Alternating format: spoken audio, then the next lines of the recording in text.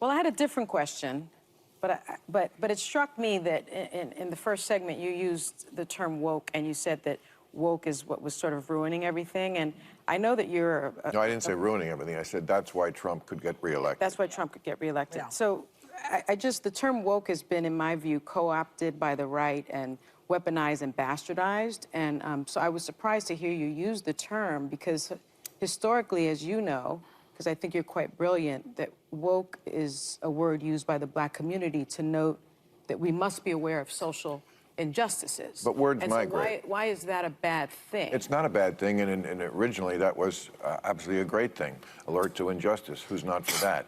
But words do migrate. Now, I'll use any term you want, Okay. because maybe that is a word that's triggering, and so let's not use that word. I don't know, want to call it the super far left, but don't tell me the left Or maybe the super far right. Well, he's talking about the left. Well, then Okay, but we talked about that. I mean, I think we agree about the danger of the super far right, and I can't say it enough. I think they're the bigger threat. But don't tell me that the left hasn't changed. Mm-hmm. I mean, I'm old enough to remember when it was the conservatives who hated the Jews. Yeah. Okay, that was a joke. But, Too dark, too dark. Now, I'm not the biggest Bill Maher fan, but I do know that he doesn't appreciate people that carry that victim mentality, right? And so when she goes off about, well, you said the word woke, and he calmly explained that words migrate and then apologized to her for triggering her, was a nice subtle way to make fun of her right to her face, and it went right over her head. Just like the next joke, that when he said it, nobody laughed until he said, that was a joke. Nobody got it. These chicks are completely out of touch. So I'm going to react to this one live.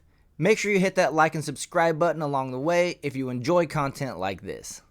well, maybe it is, but it's true. I mean, you know, if I had any doubt that I was right about the change that's happened in the left, watching people protest for a terrorist organization like Hamas, that straightened me up pretty quick. Yeah.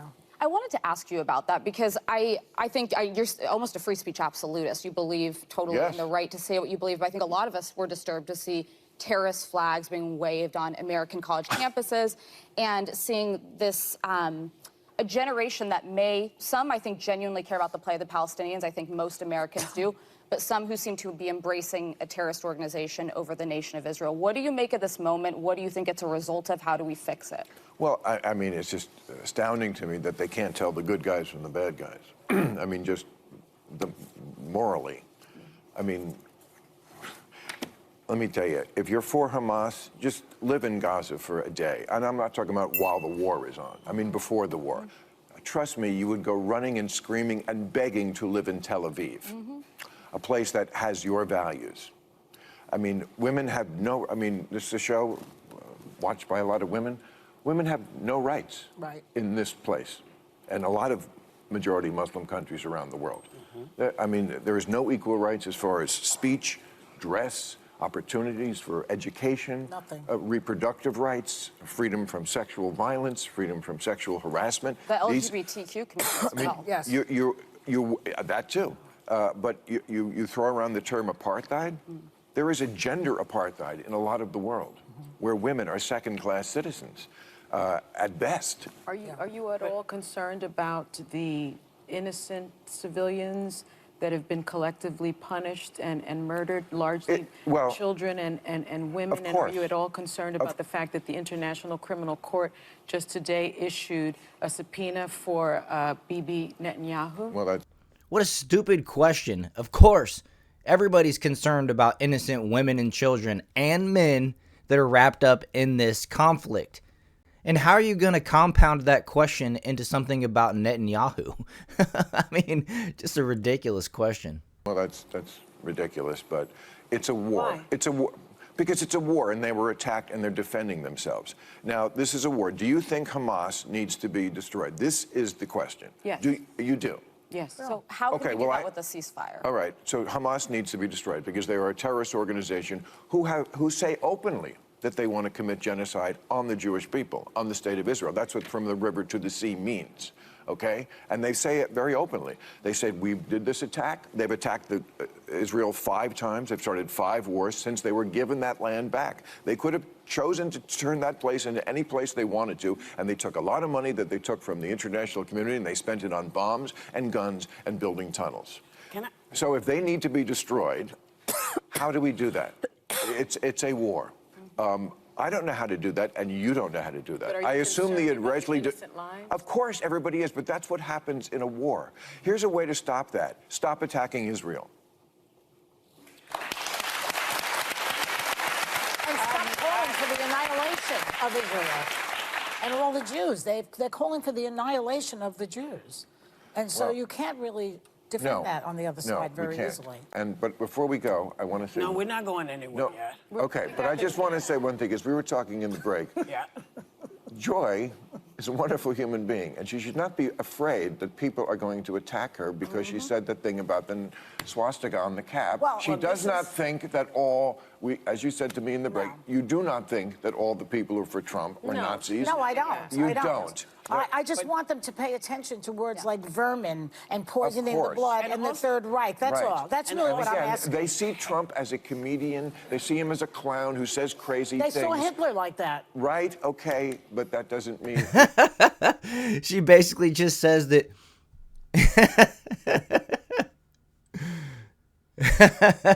Now that is funny. She agrees with Bill Maher that she doesn't think all Trump people are Hitler, but then she compares him to Hitler right after that. Are you kidding me? Your words and your actions speak louder than your words. Yeah, I know what I just said. Okay, but that doesn't mean, you can hate Trump. You can't hate everybody who likes him. It is half the country. I have some in my family. I don't think they're Nazis. Okay, great. I'm glad we got that. I don't want you hurt in the supermarket. I have a question for you, because I don't know if you've noticed what I've noticed, but I find that oftentimes when I'm watching the news, I'm only getting portions, because one of the things that happens, I was listening to you talk about, the kids that had the Hamas flags. It reminded me of when people were saying Antifa is there, and doing that. So bad players show up and make stuff happen, but do you find that the view that we're being shown seems to be meant to guide us into thinking about people one way, when in fact it may be a much bigger conversation? Oh, of course. I mean, the media is always going to just chase what is interesting to watch. I mean, I used to be able to watch the nightly news, for example. I can't do it. I mean, first of all, it should be called, here's some video we found that's fun to watch. That's not the news. Yeah. Like anything that happens on a plane. Like the plane skidded off the runway, so what? Call me when anybody died, and it's not, the door fell off. Okay, I'm sorry. I understand the door falling off, but you don't want to be up in the air. No. Okay, I'm sorry. That one I needed to know. Okay. Okay. But you know what I'm saying? Yeah, I do. And then by the time you get to the last segment, it's just, the bears in the swimming pool. Yeah. It's just nothing. Yeah. And it's narrative over truth. I mean, it's not like when I hear people talk on either side of it, I always think they're lying. They're just telling me half of it. Yep. Yeah.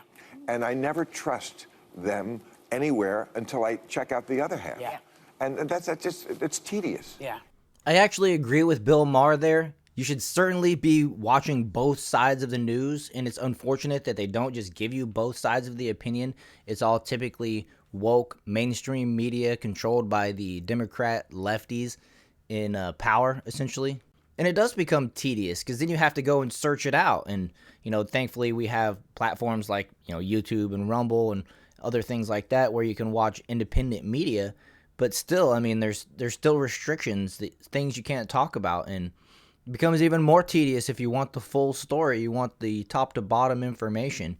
But I do agree with what he's saying. And it's funny that these women on The View are sitting there going, yeah, because, they're not watching both sides. Listen to what they say. I just want one place, and of course it's my book and my show, where you can get both. What do you want people to take away from reading it? Yeah. Well, I think I think we're tribal now, which is not good. And I think there's 4 tribes, basically. There's old school liberals, which I would mostly count myself as, old school conservatives. There's still some of those left. You've changed, though. Wait, what are the other two? Go ahead. What are the other two? Well, that's what I, well, that's what I was trying to find out in this book. I don't think I have.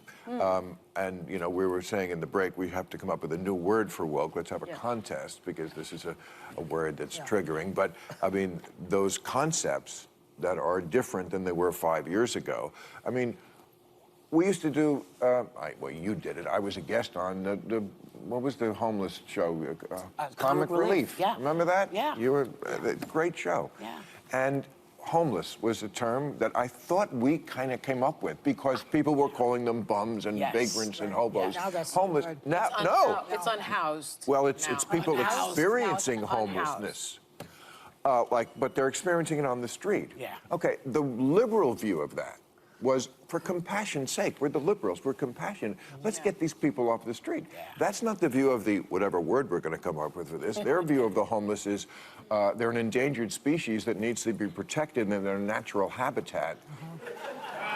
Living their best life under a bridge. You know, that to me is crazy. That's the kind of things, I haven't changed on that. I still think we should get these people off the street. That's the compassion sake. So I didn't change, they changed, and there's lots of examples of that. And there's lots of examples of the media giving one side, as she says. It's the Yes. reason, I think, that we don't know about Biden's accomplishments, because it's too boring to say he fixed the infrastructure, he fixed the economy. It's not sexy No enough one for wants them. to And hear they know that's that the you know problem. who is going to make chaos. They know it. Right. But you know what? You know who's not making chaos? Right here. He's not making. I'd argue that people aren't trying to hear the mainstream media come out there and boast about how good Joe Biden is, when they know that he's not doing very good, and they also realize that a lot of the job bounce back is coming off of COVID. I mean, let's get real here. The mainstream media's credibility is already on thin ice, and if they were to come out here and just start talking about every day how good Joe Biden is, then they're going to lose even more people. I thought this one was funny. The women on The View are never going to change. I thought it was fantastic how Bill Maher explained how he didn't change, the culture changed. That reminds me of that meme put out there by Elon Musk, where the graph moves further left, essentially as the left moves further left. He was in the center, and then now the graph is stretched out, and he's on the right. I mean, it is what it is. And so I'll put that up on the screen. And other than that, I hope you guys enjoyed this one. If you did, make sure you hit the like button and subscribe to the channel, and I'll see you guys in the next one.